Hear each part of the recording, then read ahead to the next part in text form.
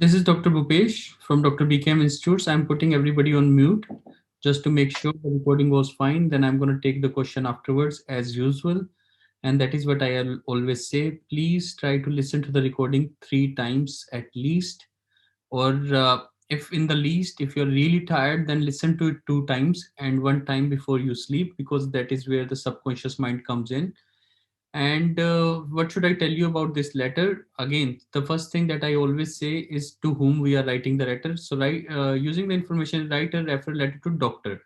So, I must tell you about this letter. When I started teaching OET way back, almost like 7 years now. So, when I was gaining experience, this was one of the most important letters which came across me, and I started understanding what writing is. This letter is that special for me because this letter taught me what exactly OET writing is all about, and how to do the data selection, what exactly they are expecting. Because when I wrote this letter myself the first time, it was around 296 words or 295, approximately that, and we are allowed to write only 180 to 200 words. So this letter, after a lot of introspection, I basically at home, like I went back home from institute and kept on thinking, like, how can we reduce this letter to 200? So this was a very special letter for me, and the person who created, I don't know, but I'm thankful to those guys who created such letter. But then I started learning what OET is all about. So please listen to it 2 3 times so that you can well understand the importance and significance of this letter. So I'm coming back to the letter. So it is basically to the doctors, and otherwise also it is a letter for doctors only. But we also make you guys do for the nursing as well, so as to make sure that everybody of you understood the letter well, so that even if a difficult letter comes, you should be able to do the letter in the best possible way. So it's not about nursing or doctors, it's just about understanding what OIT is. Now let's make it simple. I always say, when it comes to discharge plan letters, it usually is the discharge plan that tells what is the purpose of the letter. When it comes to the visit letter, today's visit is the most important thing, because that is what tells about the purpose of the letter. So if I get to know, I have got to know that this letter is being written to a doctor. So the first thing that I always say, you should know आप letter किसको लिख रहे हो. तो पहली चीज तो हमें समझ आ गई कि हम लेटर डॉक्टर को लिख रहे हैं. अब उसके समझने के बाद सेकंड चीज होती है पर्पस. तो पर्पस क्या है लेटर लिखने का, तो मैं जब इसका पर्पस देखता हूँ. So first says today's now asymptomatic but continue to take regular omeprazole. The patient is asymptomatic now, omeprazole ले रहा है. She wants to stop therapy. So basically it is for the female. वो therapy को रोकना चाहती है. Taking on the board the lifestyle changes, यानी lifestyle changes को अडॉप्ट कर रही है. स्मोकिंग को छोड़ दिया है. वरिड है कि उसको सारी उम्र टेबलेट्स खानी पड़ेंगी. Worried to take tablets for the rest of the life. So now she is asymptomatic but continue to take regular omeprazole.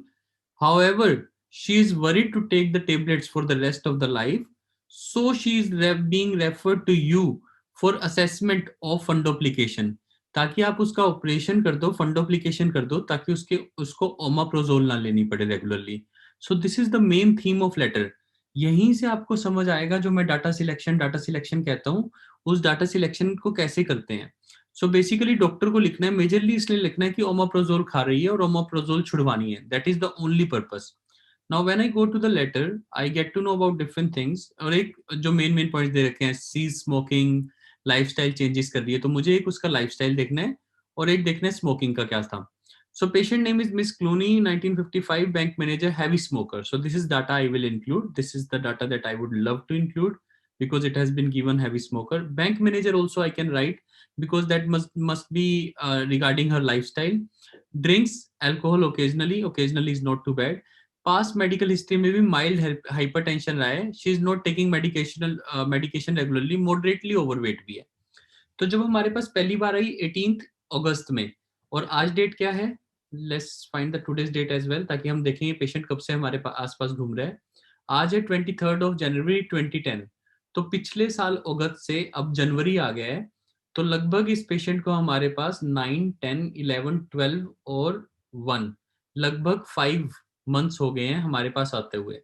So patient लगभग 5 महीने पहले पहली बार आया था, and at that time discomfort upper abdomen था, burning sensation था at the same area since early 20s।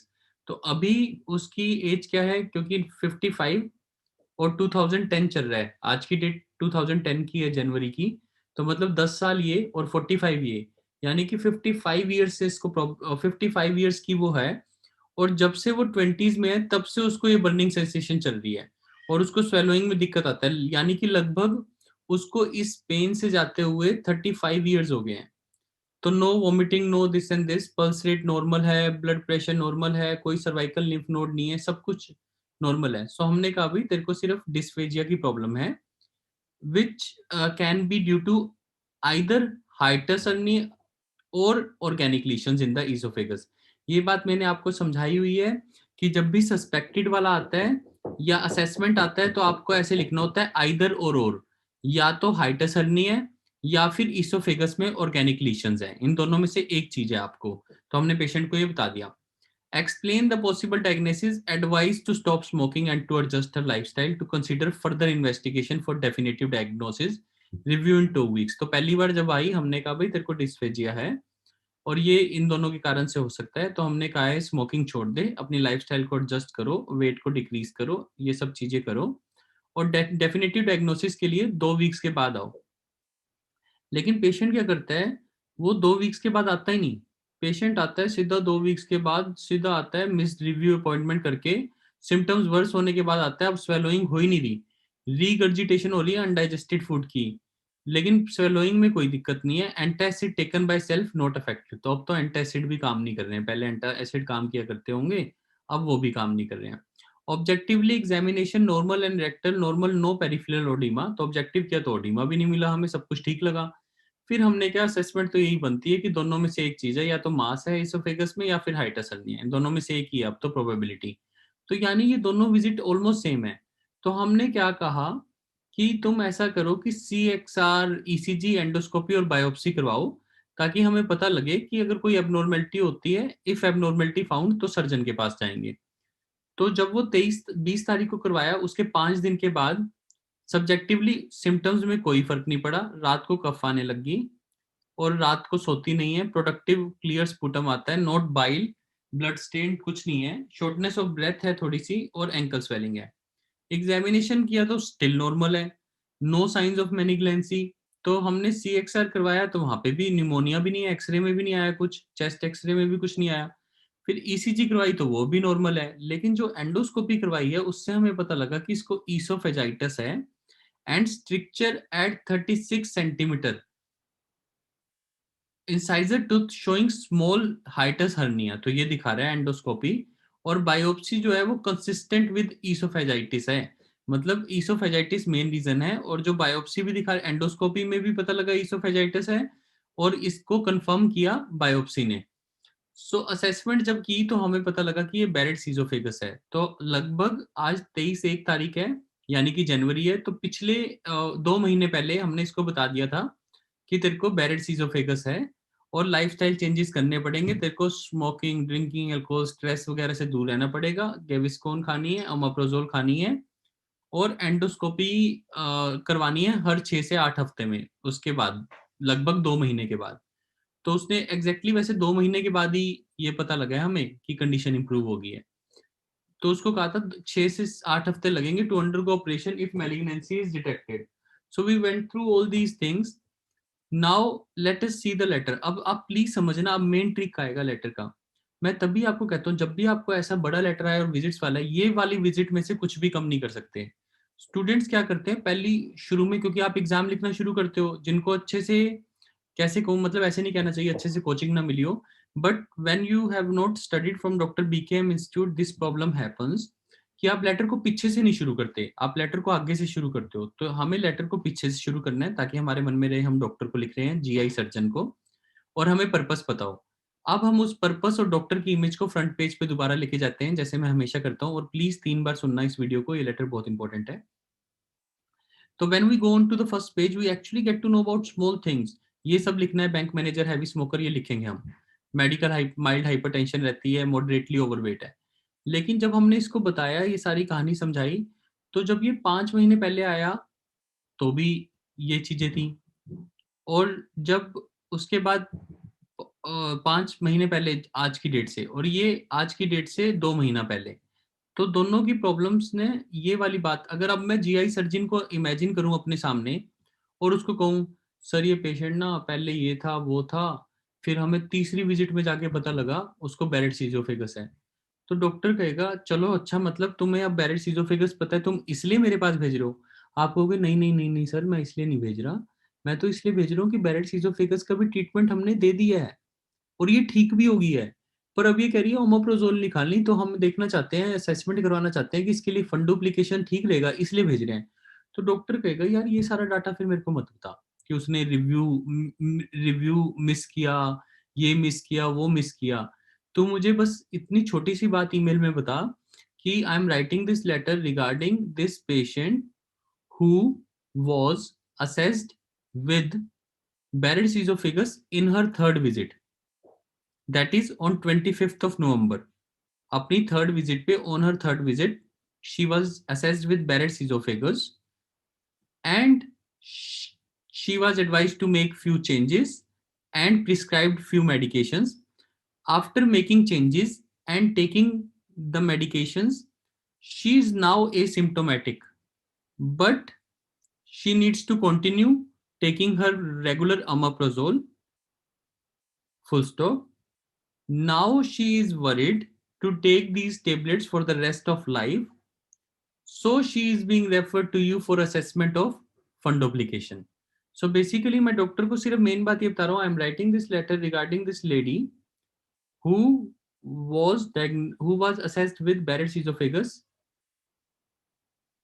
on her in her third visit, which was on this tarikh. Now after taking treatment, she is asymptomatic, but she needs to continue taking her regular omeprazole, but she does not want to, but she is worried to take these tablets for the rest of the life, so she is being referred to you for assessment of fundoplication. So that is how you need to write this first paragraph. Means उसको अब normally हम pattern को follow करें तो ये लिखते हैं कि I am writing this letter की पहली बार, जैसे Prabhjot ma'am you were asking me on that day कि हम पहले वाले सिम्टम्स लिख दें, या प्रभजोत मैम ने पूछा था या किसी और ने सिम्टम्स लिख दें, तो मैंने ये कहा था सिम्टम से मत लिखो, वो चीज कॉम्प्लेक्स हो जाती है, अब बताओ इसमें क्या क्या लिखोगे। तभी आपको फर्स्ट में पर्पस बताना होता है, तो पर्पस यही है कि बैरेट सीजोफेगस का ट्रीटमेंट दे दिया है, लेकिन उसको मेडिकेशन खानी पड़ती है जिसके लिए वो वरीड है, इसलिए आपके पास भेज रहे हैं, तो ये हुआ मेरा पर्पस। अब आता है ऑन विजिट्स, अब यहीं पे इस लेटर से सीखना है हमें that we can combine these two visits on the first two visits, या patient presented for the first time on 18th with discomfort in upper abdomen and burning sensation, and was assessed with dysphagia due to either hiatus hernia or this, and she was advised to stop smoking and adjust her lifestyle. On the next visit, the problems remained almost the same, so she was advised to undergo ECG, chest X-ray, endoscopy along with biopsy. 2 months back, फिर next paragraph, third paragraph, 2 months back, no symptoms improved, rather her symptoms got worse, and her endoscopy revealed esophagitis, which was confirmed by biopsy as well, yeah, which was consistent with biopsy as well. So she was assessed with Barrett's esophagus, and a plan was made for her lifestyle change, which included smoking, drinking alcohol, and stress management. Also, yeah, along with that, she was prescribed with Gaviscon 30 ml and omeprazole 40 mg, and was further advised to repeat endoscopy at 6 to 8 weeks time. Today, she is completely asymptomatic, as she has made the lifestyle changes and also has stopped her smoking.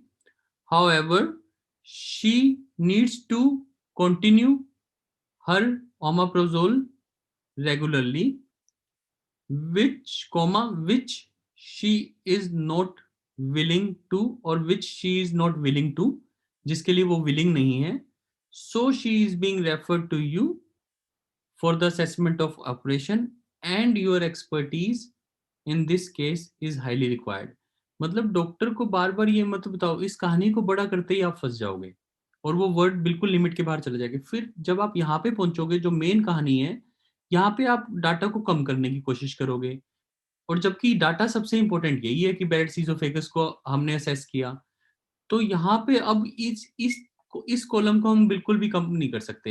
Endoscopy से लेके biopsy से लेके जो main चीजें अब शुरू हुई हैं, और ये सारी चीजों को हम बिल्कुल भी कम नहीं कर सकते.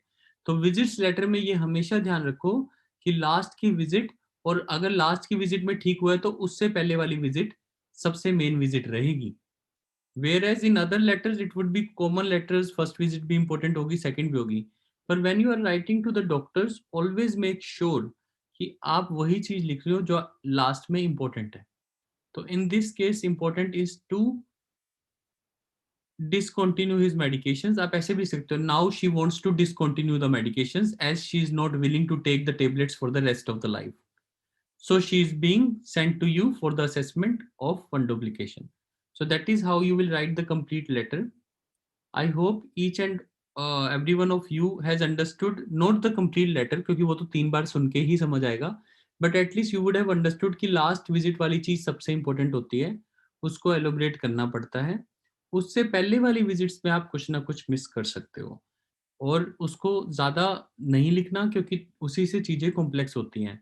जैसे ही आप उसको ज़्यादा लिखोगे, लास्ट वाले पेज को कम करोगे, जो सबसे इंपॉर्टेंट पेज है, endoscopy, biopsy, Barrett oesophagus, lifestyle changes किए, अब वो बेटर हो गई है, लेकिन मेडिकेशंस को कंटिन्यू रखना है, जिसको वो नहीं लेना चाहती for the rest of our life, इसलिए आपके पास भेज रहे हैं. मतलब इनमें से हम कुछ भी नहीं छोड़ सकते. एक मेन ग्रामर की मिस्टेक और होती है, आप सोशल हिस्ट्री में लिखोगे शी इज अ स्मोकर, तो आपको शी इज अ स्मोकर बिल्कुल नहीं लिखना. आपको लिखना है she used to be a smoker, वो हुआ करती थी, ये उसकी हैबिट थी, क्योंकि now she has stopped smoking. तो टेंसेस में ये ध्यान जरूर रखना है. This is a very important thing, very small as well, but examiner will get very pleased when you will write she used to be a smoker, because ये कम use करते हैं, लोगों को टेंसेस की नॉलेज कम होती है. It is all about habits. she used to be a smoker. और ये शुरू में मत लिखो, ये लास्ट में लिखना कि उसने स्मोकिंग छोड़ दिया. सो ऐसे लिखोगे, miss Stoker she used to be a smoker and was moderately overweight. तो ऐसे लाइनों को मिक्स करोगे आप वहां पे, and was moderately overweight. So she was recommended to decrease her weight. तो आप ऐसे लिखोगे, so she was advised to decrease her weight. That is how you should write. So these are the important things, and that is why again I say OET is something that can be taught only by a medical professional having great expertise in English. So that is what is rare to be found, but I am glad that you have found one in us. So I'm stopping the recording. This is Dr. BKM Institutes, and now I will take up your questions. Thank you.